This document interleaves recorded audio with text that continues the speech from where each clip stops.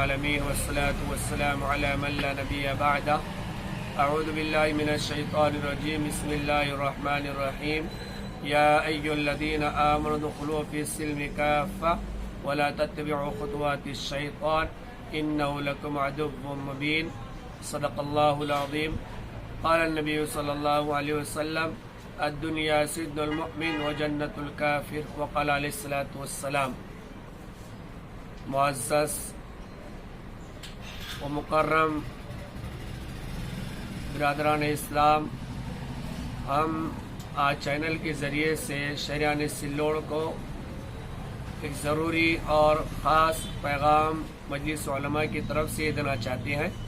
کہ الحمدللہ قرآن ہم تمام کے لیے راہ ہدایت اور راہ عمل ہے۔ اسی کے ساتھ ساتھ قرآن کریم کو سمجھنے کے لیے تاجدار مدینہ محمد رسول اللہ صلی اللہ علیہ وسلم کی احادیث ہمیں دی گئی ہے۔ قرآن اور احادیث ہی ہماری اپنی زندگی اور آل اولاد کی زندگی کی کامیابی کا دار و مدار ہے۔ قرآن کریم کی آیت جو تلاوت کی ہے اس کے اندر اللہ رب العزت نے فرمایا ہے، اے ایمان والو تم پورے داخل میں ہو جاؤ اور شیطان والے کاموں کی اور شیطان کی پیروی نہ کرو، اس لیے کہ شیطان اور شیطانی کام یہ تمہارے لیے گمراہی اور ضلالت والے اعمال ہیں۔ لہٰذا ہم برادران اسلام سے اپیل کرتے ہیں، حالات حاضرہ کے پیش نظر مناسبت کے اعتبار سے آج ہمارے شہر سلوڑ میں ہر روز ہر دن ہر ماحول میں ہر موقع پر نئے فتنے اور نئے بے دینی والے ماحول اور بے دینی والے پروگرام اور بے دینی والا ماحول بنایا جا رہا ہے، اور ہم اسے امر بالمعروف اور نہی عن المنکر کے شعبے سے کچھ دور رکھ رہے ہیں، اور یوں سمجھیے کہ ہم اپنی چاہت میں اور اپنے بچوں کی محبت میں بجائے اس کی مخالفت کرنے سے اس سے دور رہنے کے اور اپنے آپ کو اور اپنے بچوں کو جہنم والی آگ کے اندر ڈھکیل رہے ہیں۔ ہمیں جاننا چاہیے کہ ماضی میں بھی ہمارے شہر کے اندر ایسے پروگرام ہوئے ہیں جس کے اندر ہم نے شرکت کی ہے، جس سے ہمارے لیے تجدید ایمان کا مسئلہ پیش آیا تھا، ساتھ ہی ساتھ تجدید نکاح کے معاملات پیش آئے تھے۔ ہم اللہ رب العزت کے حضور اس گناہ عظیم کی بھی معافی کرتے ہیں اور اللہ رب العزت کے دربار کے اندر اپنے گناہوں کی توبہ کرتے ہیں۔ جن لوگوں نے ماضی میں جرم عظیم کو کیا ہے ہم اس سے توبہ کریں، تجدید ایمان کی فکر کریں اور اپنے تجدید نکاح کی فکر کریں۔ دوستو، یہ دنیا کی زندگی ایک پانی کے بربڑے کی طرح ہے، آج نہ کل صحیح یقیناً ختم ہو جائے گی۔ عزت، شہرت، جاہ و جلالت، شان و شوکت ساری چیزیں ختم ہونے والی ہے، باقی رہنے والی چیز ہماری زندگی کے اعمال ہے۔ لہٰذا فی الحال ہمارے شہر میں ایک سرکس 36 ایکڑ کے اندر لگنے جا رہا ہے، جس کا اشتہار ہمارے شارع عام پر، چوراہوں پر اشتہار کی شکل میں اور پوسٹر کی شکل میں لگا ہوا ہے۔ ہم یاد رکھیں، سرکسوں کے اندر جانا اور ناچ گانوں کے اندر شرکت کرنا یہ تضییع وقت ہے جس کی قرآن نے مخالفت کی ہے،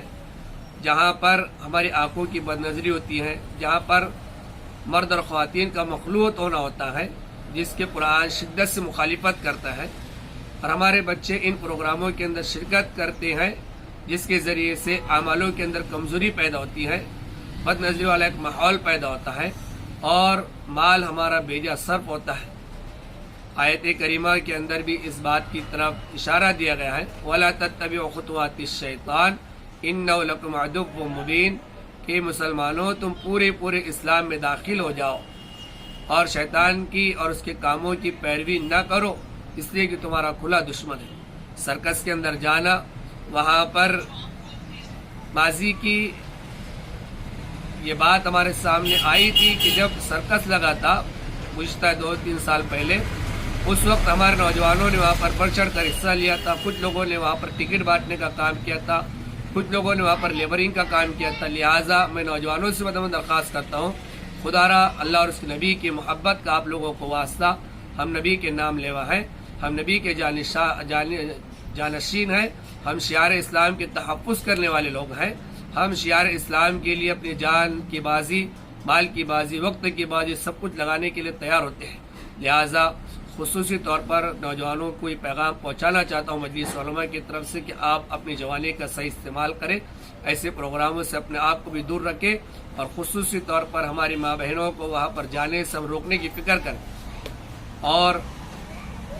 خاص طور پر ذاکر حسین نگر، بلال نگر، مرزا کالونی، مغل پورہ، عرفات مسجد، عائشہ مسجد، اس علاقے کے تمامی ذمہ داروں سے دوستو، یہ صرف علماء کی ذمہ داری نہیں ہے۔ آپ کو اللہ نے اگر محلے کا ذمہ دار بنایا ہے، نگر سیوک بنایا ہے، امیر بنایا ہے، یا عالم بنایا ہے، حافظ بنایا ہے، اپنے شہر کا ذمہ دار بنایا ہے، اپنی برادری کا عہدیدار بنایا ہے، تو آپ کی ذمہ داری بنتی ہے کہ ماں بہنوں کو اور ذمہ داروں بچوں کو ایسی ناشائستہ حرکتوں سے روکے۔ لہٰذا اس سرکس والے ماحول سے ہم خود بھی روکے، اپنے بچوں کو رکانے کی فکر کریں۔ قرآن پاک کے اندر اللہ رب العزت نے فرمایا ہے وَأَنذِرْ عَشِيرَتَكَ الْأَقْرَبِينَ کہ ذمہ داروں تم اپنے آپ کو اور اپنے اہل خانہ کو، اپنے رشتہ داروں کو، اپنے چاہنے والوں کو برائی کے کاموں سے روکو اور ایک اللہ کی وحدانیت کی طرف بلاؤ۔ تاجدار مدینہ محمد رسول اللہ صلی اللہ علیہ وسلم نے جب یہ پیغام سنا تو اپنے برادری کے لوگوں کو جمع کیا، اور اس کے بعد فرمایا کہ محمد، اے فاطمہ بنت محمد، اے صفیہ بنت عبد المطلب اور دیگر اپنے قریبی رشتہ داروں کو جمع کیا، کھانے کی دعوت کی، اور اس کے بعد کہا کہ یہ برائی والے کام اور ایک وحدانیت کو چھوڑ کر غیر اللہ کی عبادت کرنا اور میری اطاعت نہیں کرنا، میں رسول ہوں، میری اطاعت کیجیے، بے دینی سے اپنے آپ کو نکالیے، میرا حق تھا میں نے آپ تک پہنچا دیا ہے۔ ایسے ہی دوستو، اللہ نے آپ کو ذمہ دار بنایا ہے، آپ اپنے ذمہ داری سے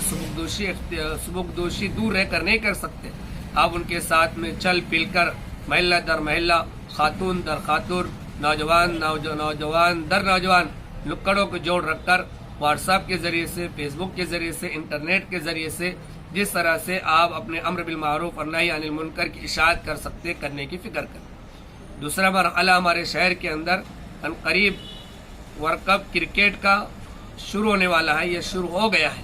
بہرحال آپ جانتے ہیں کب شروع ہوگا، کب ختم ہوگا، لہٰذا اب اس کی فکر کریں کہ کرکٹ دیکھنے کے بارے میں اور سننے کے بارے میں بہت سارے مسائل ہیں، وہ مفتیان کرام سے رجوع کریں، لیکن یہ بات واضح ہے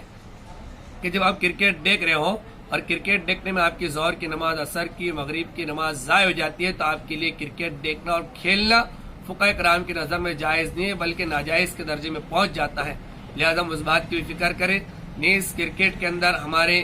عاشقان کرکٹ اس کے اندر چھکا مارنے کے اوپر، چوکا مارنے کے اوپر اور ٹیموں کے جیتنے کے اوپر سٹا لگاتے ہیں، پیسوں کی شرط لگاتے ہیں کہ اتنے چھکے مارنے پر اتنی رقم ہم لگاتے ہیں اور اتنی رقم ہم دیں گے، یہ ٹیم جتنے پر اتنی رقم دیں گے۔ دوستو، یہ ساری چیز جوئے کی شکل ہے، جس کو قرآن کریم میں اللہ رب العزت نے فرمایا کہ ہم نے جوئے کو، سٹے کو حرام کیا ہے۔ اس کے ذریعے سے آنے والا مال اگر ہمارے پیٹ میں جاتا ہے، ہمارے بچوں کے پیٹ میں جاتا ہے، ہماری ماں بہنوں کی زندگی میں جاتا ہے، تو دوستو مال حرام سے نورانیت نہیں پیدا ہوتی، بلکہ درندگیت اور بے حیائی زندگی کے اندر جنم لیتی ہے۔ بچوں نے اگر کھایا ہے تو ہمارے بچوں کی زندگی کے اندر زنا کا ایک مادہ پیدا ہوگا، والدین کی نافرمانی کا ماحول پیدا ہوگا، معاشرے کو خراب کرنے کا گندہ ذہنیت اس کی زندگی کے اندر پیدا ہوگی۔ اس لیے رزق حلال سے اپنے بچوں کی تربیت کریں، رزق ہم کریں۔ ہم نے اگر اس طرح سے غیر ضروری کام کیے، کرکٹ میں سٹا لگایا، کسی ٹیم پر کسی کو چھکے مارنے پر، کسی کے چوکے مارنے پر ہم نے شرط لگائی، اس کے ذریعے سے ہم نے مال کمایا، وہی مال اگر ہم نے اپنے اہل خانہ کو لے جا کر دیا اور انہوں نے اس کے ذریعے سے ہمارے بچوں کی نشو نمائی کی، تربیت کی، ان کے اوپر خرچہ کیا، تو اس کے ذریعے سے بچوں کی زندگی کے اندر، ماں بہنوں کی زندگی کے اندر بھی بے حیائی پیدا ہوگی، وہ اپنے سروں سے دوپٹہ نکال کر پھرے گی، وہ اپنے آپ کو بے حیائی کی طرف آمادہ کرے گی۔ اس کے لیے آپ سے درخواست ہے کہ وہ ہمارے ہاتھ کے اندر ہماری ماں بہنوں کی عزت، آبرو کی حفاظت ہمارے اپنے ہاتھ کے اندر ہے، اس لیے رزق حلال کے ذریعے سے ان کی نشوونمائی کرنے کی فکر کریں۔ اور ماضی کے اندر 12 ربیع الاول تھا، جو میرے اور آپ کے آقا تاجدار مدینہ محمد رسول اللہ صلی اللہ علیہ وسلم کی ولادت کا موقع تھا، آپ کی وفات کا موقع تھا۔ یہ ہمارے لیے خوشی کا موقع بھی تھا، ہمارے لیے غمی کا موقع بھی تھا۔ لیکن اس موقع پر ہمارے نوجوانوں نے، ہماری بہنوں نے اور ہماری بیٹیوں نے 12 ربیع الاول کو عرس خلد آباد پر پہنچ کر بے دینی کا مظاہرہ کیا ہے، مخلوط زندگی گزاری ہے۔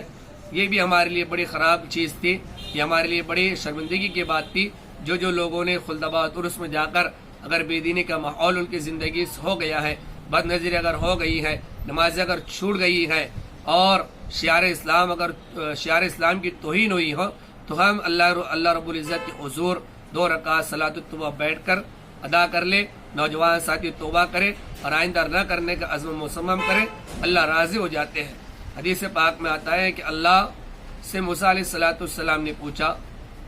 کہ اللہ آپ کب ناراض ہوتے ہیں؟ اللہ نے فرمایا کہ جب بندہ کھلے عام میری نافرمانی کرتا ہے تو میں اس سے ناراض ہو جاتا ہوں، پھر ظالم بادشاہوں کو اس کے اوپر مسلط کر دیتا ہوں، پھر بخیلوں کے ہاتھ میں مال دے دیتا ہوں، پھر ظالم بادشاہوں کو ان کے اوپر مسلط کر دیتا ہوں، بخیلوں کے ہاتھ میں مال دے دیتا ہوں۔ اس لیے دوستو آج حالات ایسے ہی ہے، ہم اپنے اعمالوں کو سدھارنے کی فکر کریں، دعا فرمائے کہ اللہ رب العزت ہم تمام کو عمل کرنے کی توفیق نصیب فرمائے۔ آج یوم الجمعہ ہے، جمعہ کے بارے میں فرمایا گیا ہے کہ جمعہ مسلمانوں کے لیے عید کا دن ہے، ہم جمعہ کی نماز سے پہلے سورہ کہف پڑھنے کا اہتمام کریں، اذان اول ہوتے ہی مسجدوں کا رخ کریں، اذان اول کے بعد کاروبار کرنے کی شریعت میں اجازت نہیں ہے، بلکہ ہم دکان بند کر دیں، اول وقت میں جس طرح سے ہو سکتا ہے ہم نماز پڑھ کر فوراً اپنے کاروبار کے اندر لگ جائیں اور اپنے رزق حلال کی تلاش میں لگیں۔ اللہ رب العزت ہم تمام کو کہی گئی ہوئی باتوں پر عمل کرنے کی توفیق نصیب فرمائے۔ السلام علیکم ورحمۃ اللہ وبرکاتہ۔